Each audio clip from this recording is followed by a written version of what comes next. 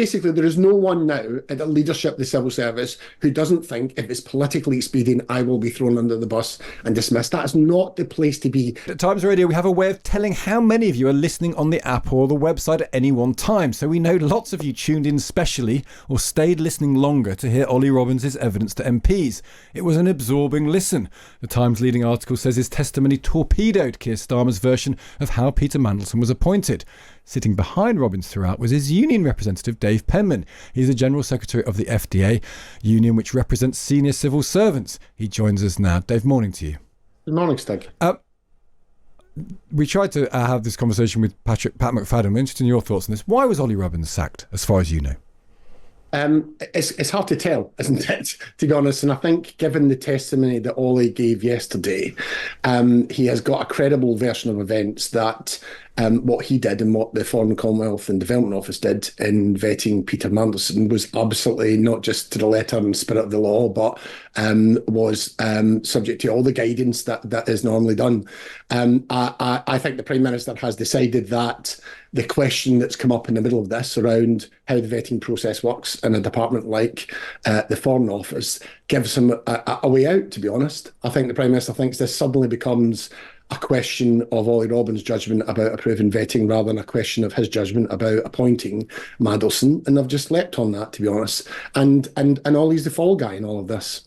And do you think due process was followed in terms of how, I've been around employment for a while. It's literally your job. Do you think due process was followed in terms of how someone gets to lose their job? I think it's obviously highly questionable given the evidence that Ollie gave yesterday about the events and how they unfolded. But to be honest, we don't, as Ollie said yesterday, we don't really want to get into this. Look, this is days after the event.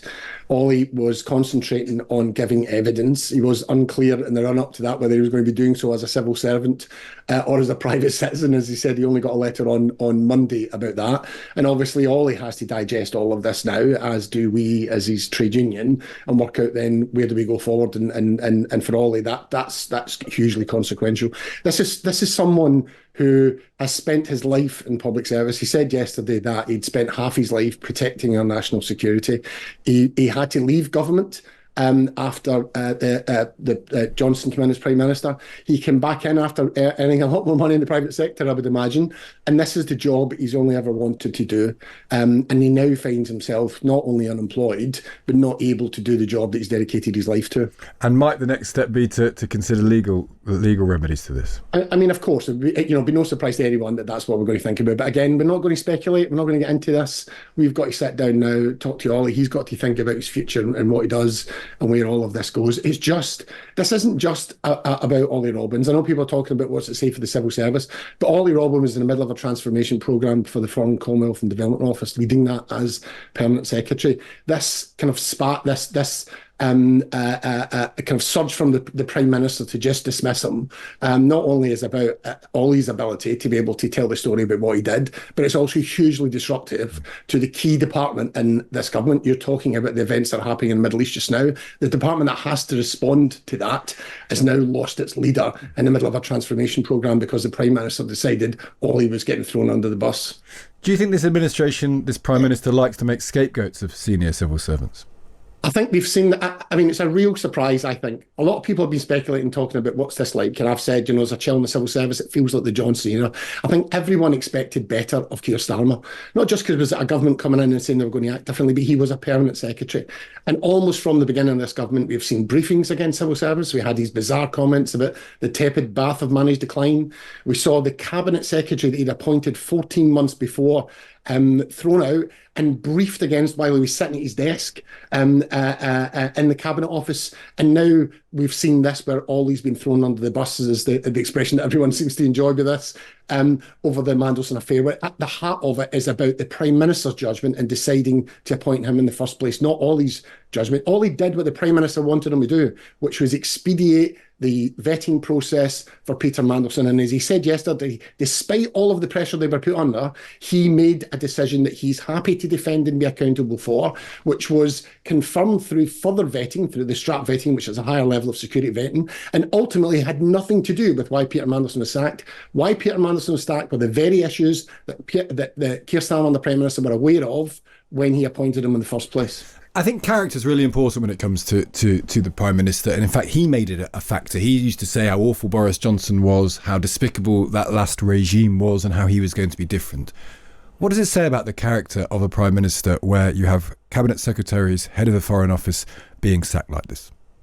I think it feels like whether it's about Keir Starmer as a person, I don't know him particularly well. I've met him, but I don't know him particularly well, or about the way the administration is operating. They are lurching around. I mean, this wasn't a thoughtful decision. It was a reaction to events and what was going on. It's a consequence of a really poor decision at the beginning. These are all the dominoes that are falling as a result of his decision, regardless whoever advised him, to appoint Peter Mandelson in the first place. And it feels like desperation. And that kind of short-term desperate action is no way to run government. We have had a decade of that. This was supposed to be about stability. There are big challenges for this government and big challenges for government trying to deliver for the people of this country, which is what they say they want to do and what the civil service wants to do. The best way to do that is stability. Stability and leadership is one of the key elements of that. And that has now been thrown out, as well as Ollie as an individual. So it says issues about Keir Starmer, obviously, as Prime Minister. It raises issues about this government and how they're operating, and fundamentally it raises issues about what is good government. What do you make of the claim that Number 10 tried to get your man Ollie Robbins to give a plum job to Matthew Doyle and then not tell the Foreign Secretary that he was doing it? Yeah, it was an interesting one, wasn't it? There was that kind of thrown in. What was also interesting, I thought, and you know what, I thought this it's kind of testament to Ollie and the evidence that he gave and the honesty that he gave, because when he talked about that conversation, been asked not to speak to the Foreign Secretary, he said, because he had been PPS to two prime ministers, I think. And he said, look, I sometimes had to have that conversation. So he didn't want to name the officials who were doing it because he knew they were doing it on behalf of a prime minister. Prime ministers have done that in the past. David Cameron appointed Ed Llewellyn. Paul Boateng was appointed as an ambassador.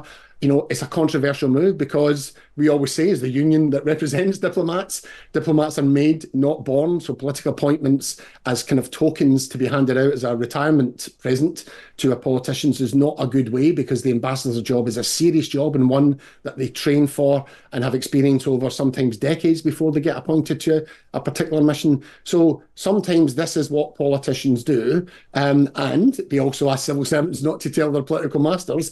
That's some of the kind of shenanigans that go on. I think more importantly was what Ollie said.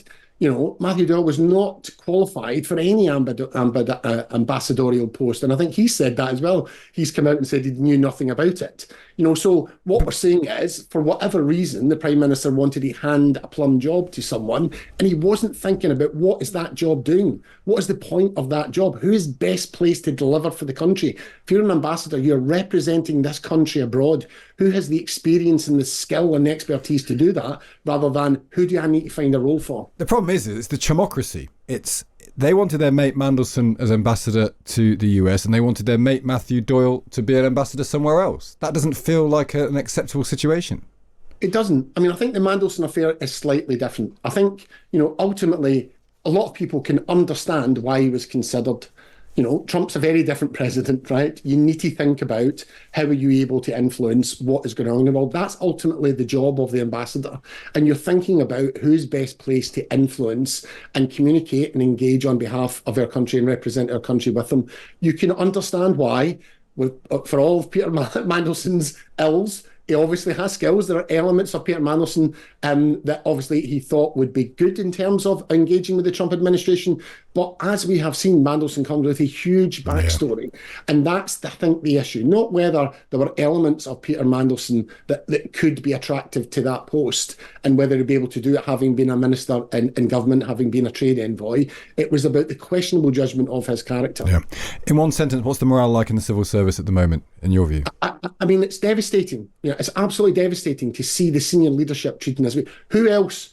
Basically, there is no one now at the leadership of the civil service who doesn't think if it's politically expedient, I will be thrown under the bus and dismissed. That is not the place to be. Government is a joint enterprise between civil servants and ministers.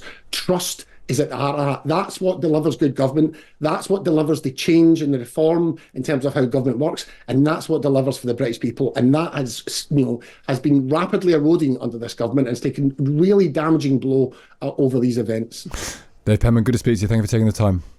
Thank you. That's Dave Penman, the General Secretary of the FDA union, reflecting on where the civil service has got to, really kind of echoing what William Hague said to us yesterday. Yeah, I think so. And I think that's why this matters so much, because what Dave Penman is reflecting there is the sense that the civil service is in, as William Hague said, a crouching position, a defensive position. And there are other reports around this morning in other newspapers, including in the Times, that the civil servants are starting to slow down their work. And this is what happens when there is a sense that maybe there could be a change of government or a change of leader.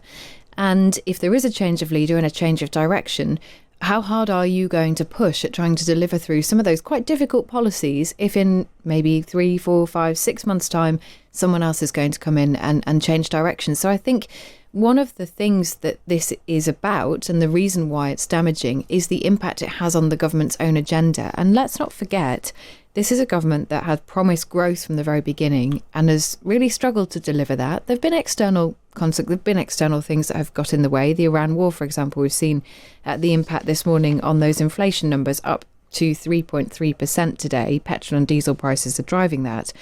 But at the end of the day, you still have a government that is unable to deliver on the policies it promised because it is being held back by the fact it can't grow the economy.